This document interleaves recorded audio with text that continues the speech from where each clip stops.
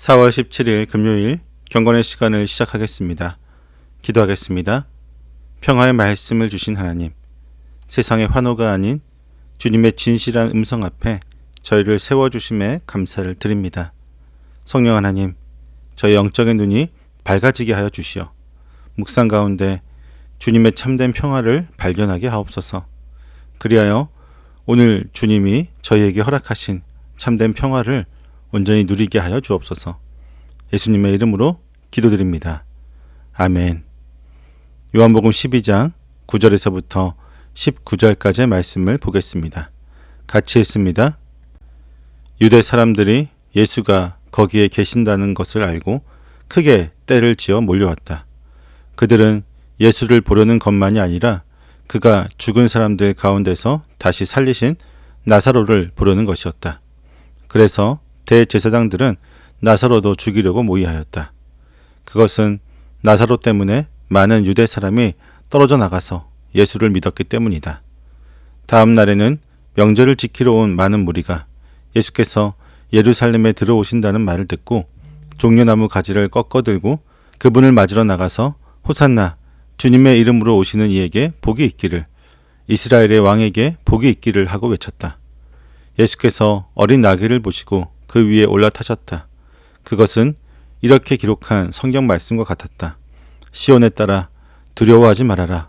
보아라, 내 임금이 어린 나귀를 타고 오신다. 제자들은 처음에는 이 말씀을 깨닫지 못하였으나 예수께서 영광을 받으신 뒤에야 이것이 예수를 두고 기록한 것이며 또 사람들도 그에게 그렇게 대하였다는 것을 회상하였다. 또 예수께서 무덤에서 나사로를 불러내어 죽은 사람들 가운데서 살리실 때에 함께 있던 사람들이 그 일어난 일을 증언하였다.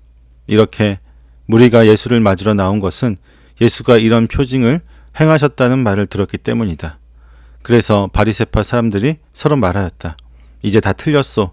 보시오, 온 세상이 그를 따라갔소. 아멘. 예수님께서 베다니에 계신다는 소식이 전해지자 유월절 명절을 앞두고 수많은 유대 사람이 몰려옵니다. 그들은 예수님뿐만 아니라 무덤에서 다시 살아난 나사로를 눈으로 직접 확인하기 위해 모여들었습니다. 죽음을 이기고 살아난 나사로의 존재가 예수님이 누구신지를 보여주는 가장 확실한 증거였기 때문입니다. 실제로 나사로를 본 수많은 유대 사람이 기득권층에서 이탈하여 예수님을 믿고 따르기 시작하였습니다. 때문에 이 상황을 지켜보던 대제사장들은 예수님은 물론이고 나사로까지 죽이기로 모의하게 됩니다. 로마의 권력 아래서 성전의 이권과 유대 사회의 통제를 쥐고 있던 대제사장들에게는 나사로의 부활로 수많은 군중이 예수님께로 향하는 이 상황이 자신들이 누리던 지위와 체계를 무너뜨릴 큰 위협으로 느껴졌던 것입니다. 예수님은 자신의 목숨을 걸고 유대로 오셔서 무덤에 갇힌 나사로에게 생명을 주셨습니다. 그러나 종교 지도자들은 단지 자신의 권력과 안위를 지키기 위해 주님이 살려내신 그 생명을 다시 죽음으로 밀어넣으려고 합니다. 생명을 내어주어 사람을 살리시는 주님의 걸음과 자신의 이익을 위해 그 생명을 죽이려고 모의하는 권력자들의 모습이 분명하게 대조되고 있습니다. 다음 날 명절을 지키러 온 많은 무리가 예수께서 예루살렘에 들어오신다고 하는 소식을 듣게 되었습니다. 나사로가 무덤에서 살아난 것을 목격한 사람들의 증언이 퍼지면서 수많은 순례자가 종려나무 가지를 꺾어들고 예수님을 맞으러 나갔습니다. 그들은 호산나 주의 이름으로 오시는 이에게 복이 있기를, 이스라엘의 왕에게 복이 있기를 이라고 외칩니다. 본래 종려나무 가지는 전쟁의 승리와 왕권을 상징하는 것으로서 예수님의 예루살렘 입성을 환영하며 축복을 외치는 무리는 예수님이 로마의 압제에서 이스라엘을 해방시킬 군주가 되기를 기대하며 종려나무 가지를 흔들었던 것입니다.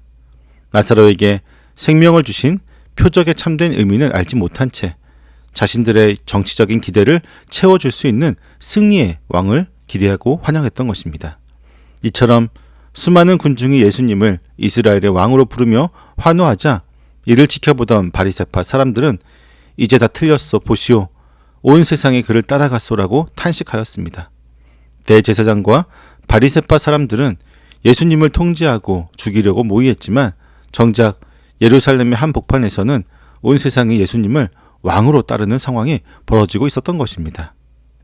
승리와 해방을 외치는 무리의 거대한 환호 속에서 예수님은 어린 나귀를 보시고 그 위에 올라타십니다. 베다니에서 예루살렘까지의 짧은 거리는 굳이 동물을 탈 필요가 전혀 없는 길이었습니다. 평소 먼 길을 걸어 다니셨고 다른 순례자들도 대부분 걸어서 도성에 들어갔지만 예수님은 이 순간 의도적으로 어린 나귀를 타고 예루살렘으로 입성하신 것입니다. 사람들은 로마와 맞서 싸울 전투마나 전차를 탄 군사적 메시아를 기대했습니다.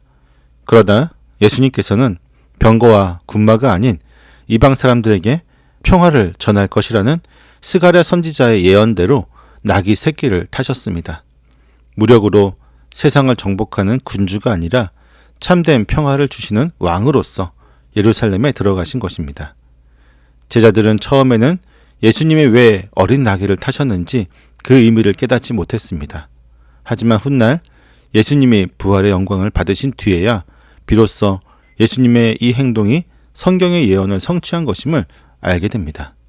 무리들은 무력으로 이스라엘을 해방시킬 정치적 기대를 담아 승리의 종려나무 가지를 흔들었습니다. 그러나 예수님은 사람들의 열광적인 환호와 엇갈린 기대 속에서도 어린 나귀를 타시고 참된 평화를 주시기 위해 묵묵히 십자가의 죽음을 향해 조금씩 나아가셨던 것입니다. 예루살렘으로 향하는 길목에는 두 가지 엇갈린 모습이 서 있었습니다. 세상을 뒤집고 자신들에게 승리를 안겨줄 정복자를 기대하며 종려나무 가지를 흔드는 무리와 그 열광적인 환호 속에서 십자가를 향해 어린 나귀를 타고 가시는 평화의 왕이었습니다. 우리가 주님을 환영하며 나아가는 모습 속에서도 종종 이 무리가 기대했던 모습과 동일한 모습으로 나아가곤 합니다. 내 삶의 문제를 단번에 해결해 주고 세상의 성공을 가져다 줄 힘이 있는 군주를 기대하며 우리 각자의 손에 승리의 종려나무 가지를 쥐고 주님을 부르고 따르는 것입니다. 그러나 예수님은 사람들이 원하는 세상의 영광을 채우기 위해서가 아니라 십자가에 자신의 생명을 내어주어 참된 구원과 평화를 주시려고 예루살렘에 입성하셨습니다. 이제 우리 손에 쥐어진 각자의 종려나무 가지를 가만히 내려놓기를 원합니다. 사람들의 엇갈린 환호와 기대 속에서도 생명을 살리기 위해 묵묵히 어린 나귀를 타신 예수님을 바라보며 주님이 앞서 걸어가신 그 십자가의 길을 담대히 따라가는 우리 모두가 되기를 소망합니다. 기도하겠습니다. 평화의 왕이 되신 하나님, 낮고 겸손한 모습으로 저의 삶에 찾아오셔서 참된 생명과 평화의 길을 보여주심에 감사를 드립니다. 주님을 환영한다고 말하면서도 정작 속으로는 내 삶의 문제를 단번에 해결해 줄 힘이 있는 왕만을 기대하며 세상의 성공을 쫓았던 저희의 믿음 없음과 연약함을 용서하여 주옵소서. 저희 손에 쥐어진 욕심의 종려나무 가지를 내려놓게 하시고 세상이 주는 승리나 영광에 마음을 빼앗기지 않게 하여 주옵소서. 어린 나귀를 타고 묵묵히 십자가로 행하신 주님의 모습을 온전히 바라보기를 원합니다. 화려한 환호가 사라진 자리에서도 주님의 평화를 잃지 않게 하시고 오늘 저희에게 주어진 삶의 길을 주님과 함께 담대히 걸어가는 저희의 믿음의 길이 되게 하여 주시옵소서. 예수님의 이름으로 기도드립니다. 아멘.